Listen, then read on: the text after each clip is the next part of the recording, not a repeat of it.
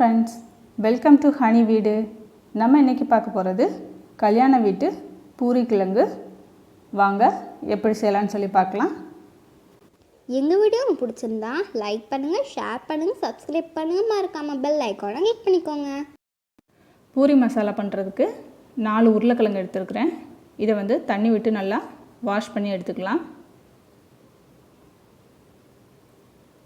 Wash பண்ணியாச்சு. இப்போ இதை லிட்டு போட்டு க்ளோஸ் பண்ணி 4 விசில் விடணும். அப்போ தான் உருளைக்கிழங்கு நல்லா மேஷ் ஆகும். 4 விசில் வந்துடுச்சு. இப்போ நம்ம குக்கர் ஓப்பன் பண்ணலாம். பாருங்கள், கிழங்கு நல்லா வெந்துருச்சு. இப்போ இதனுடைய தோல் எல்லாத்தையும் உரிச்சிட்டு இதை நல்லா மேஷ் பண்ணி வச்சுக்கலாம். இது 4 விசில் விட்டதுனால நீங்கள் கைட்டு ப்ரெஸ் பண்ணாலே நல்லா மேஷ் ஆகிடும்.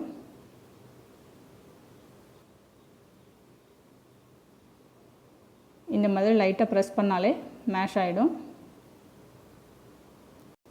இதே மாதிரி எல்லா உருளைக்கிழங்கையுமே நம்ம மேஷ் பண்ணி எடுத்து வச்சுக்கலாம். மசாலாவுக்கு 2 பெரிய வெங்காயம் எடுத்துருக்கிறேன்.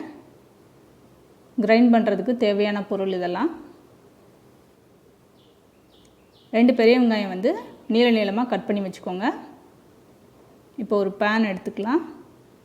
பேன் ஹீட் ஆகிடுச்சு. இதில் ஒரு 2 டேபிள் ஸ்பூன் எண்ணெய் சேர்த்துருக்குறேன். ஒரு துண்டு பிரிஞ்சி இலை, ஒரு கிராம்பு, ஒரு துண்டு பட்டை தாளிக்கிறதுக்கு. இது நல்லா பொரிஞ்சு வந்த உடனே நம்ம கட் பண்ணி வச்சுருந்த வெங்காயத்தை இதில் சேர்த்துக்கலாம். இதை நல்லா வதக்கி விட்டுருங்க.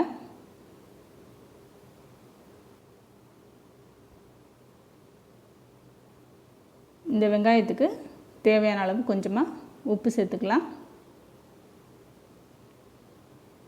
இந்த வெங்காயம் வதங்கட்டும். அதுக்குள்ளே நம்ம கிரைண்ட் பண்ணிட்டு வந்துடலாம். மிக்ஸி ஜாரில் ஒரு பிரிஞ்சி இலை சேர்த்துருக்குறேன். இதோட ஒரு துண்டு பட்டை சேர்த்துக்கலாம். ஒரு ஸ்டார், ஒரு டீஸ்பூன் சோம்பு சேர்த்துருக்குறேன். ஒரு கிராம்பு, காரத்துக்கு பச்சை மிளகா நான் இன்றைக்கி 5 சேர்த்துருக்குறேன். இதோட ஒரு சில் தேங்காய் இந்த மாதிரி பொடிசாக கட் பண்ணி சேர்த்துக்கலாம். இது எல்லாத்தையும் இப்போ கிரைண்ட் பண்ணிட்டு வந்துடலாம். நம்மளுடைய பேஸ்ட் ரெடி ஆகிடுச்சு. இந்த சைடு வெங்காயம் நல்லா வதங்கிடுச்சு. இந்த ஸ்டேஜில் நம்ம மேஷ் பண்ணி வச்சுருந்த உருளைக்கிழங்கு எல்லாத்தையும் இதில் சேர்த்துக்கலாம். இந்த வெங்காயம் உருளைக்கிழங்கு எல்லாம் ஒரு 2 நிமிஷம் நல்லா வதங்கணும். இந்த உருளைக்கிழங்கு இந்த எண்ணெயில் ஒரு 2 நிமிஷம் நல்லா வதக்கி விட்டுருங்க.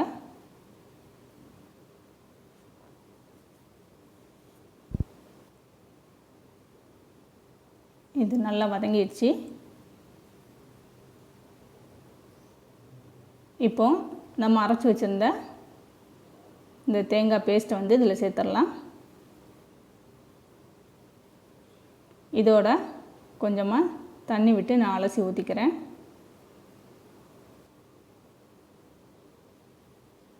இது கொஞ்சம் கட்டியாக இருக்கிறதுனால நான் இன்னும் ஒரு 1/2 டம்ளர் இதில் தண்ணி சேர்த்துக்கிறேன். உங்களுக்கு தேவைன்னா நீங்களும் கொஞ்சமாக தண்ணி ஆட் பண்ணிக்கோங்க. இதோட 1/4 டீஸ்பூன் மஞ்சள் தூள் சேர்த்துருக்குறேன். இது எல்லாத்தையும் நல்லா மிக்ஸ் பண்ணி விட்டுறலாம். இது ஒரு 5 மினிட்ஸ் நல்லா கொதிக்க விட்டுருங்க. நம்ம ஊற்றின பேஸ்ட்டோட பச்சை வாசனையெல்லாம் போகணும். நல்லா கொதித்து இந்த மாதிரி திக்காகிடுச்சு பாருங்கள். இந்த கிரேவி ரொம்பையும் திக்காக இருக்கக்கூடாது, ரொம்பையும் தண்ணியாகவும் இருக்கக்கூடாது. இந்த ஸ்டேஜ் கரெக்டான ஸ்டேஜ். இப்போ நம்ம ஸ்டவ் ஆஃப் பண்ணிடலாம். இதை நான் ஒரு பவுலில் மாற்றிக்கிறேன். உங்களுக்கு தேவைன்னா நீங்கள் கொஞ்சமாக மல்லி இலை இதில் தூவிக்கலாம். அடுத்ததாக பூரி மாவு பண்ணிடுறதுக்கு நான் 1 கப் கோதுமை மாவு எடுத்துருக்கிறேன். இதுக்கு தேவையான அளவு உப்பு சேர்த்துக்கலாம். நான் வந்து ஒரு 1/4 டீஸ்பூன் சேர்த்துருக்குறேன். சேர்த்துட்டு இந்த மாதிரி எல்லாத்தையும் நல்லா மிக்ஸ் பண்ணி விட்டுக்கோங்க. ஃபஸ்ட்டு பூரி மாவுக்கு வந்து தண்ணி லைட்டாக தெளித்து பண்ணிடணும். நீங்கள் சப்பாத்தி மாவு பண்ணிடுற மாதிரி நிறைய ஊற்றிடாதீங்க. அப்புறம் நம்ம ஆயிலில் போட்டு ஃப்ரை பண்ணும்போது எண்ணெய் வந்து ரொம்ப குடிக்கும்.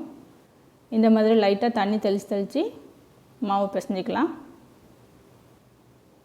இதை வந்து சப்பாத்தி மாவு பண்ணிடுற மாதிரி ரொம்ப ப்ரெஸ் பண்ணி அடித்து அந்த மாதிரிலாம் வந்து பிணைய தேவையில்லை. லைட்டாக சாஃப்டாக நீங்கள் இந்த மாதிரி ப்ரெஸ் பண்ணாலேவும் மாவு வந்து ரெடி ஆயிரும். பாருங்கள், லைட்டாக இப்படி தொட்டோன்னா ரொம்பவும் சாஃப்டாகவும் இருக்கக்கூடாது, ரொம்ப ஹார்டாகவும் இருக்கக்கூடாது, இந்த மாதிரி இருக்கணும். இப்போ இது எல்லாத்தையுமே வந்து நம்ம சின்ன சின்ன உருண்டைகளாக உருட்டிக்கலாம். இதை வந்து நம்ம ஊற வைக்க தேவையில்லை. பூரி மாவு நீங்கள் பிசைஞ்ச உடனே அப்படியே வந்து தேய்ச்சி போட்டு எடுத்துடலாம்.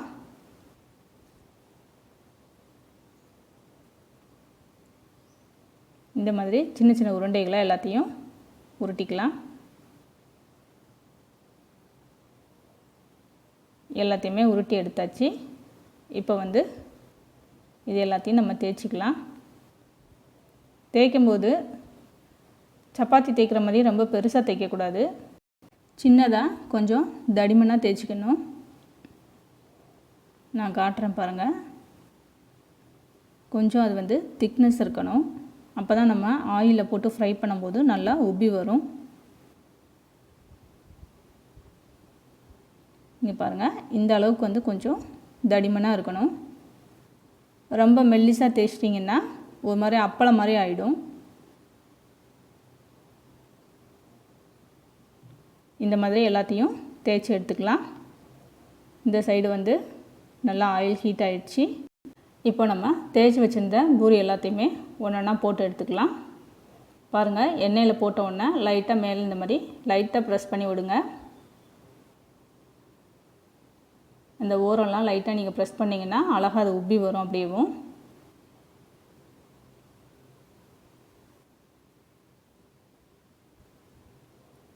இப்போ வந்து இதை திருப்பி விட்டுக்கலாம்.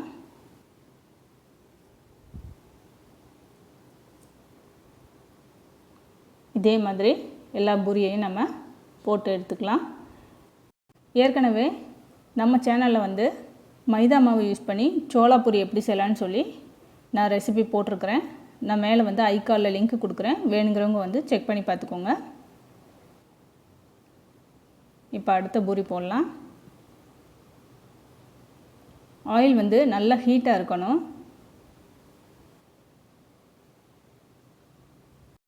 பூரி வந்து எவ்வளோ பஃபியாக வருதுன்னு பாருங்கள்.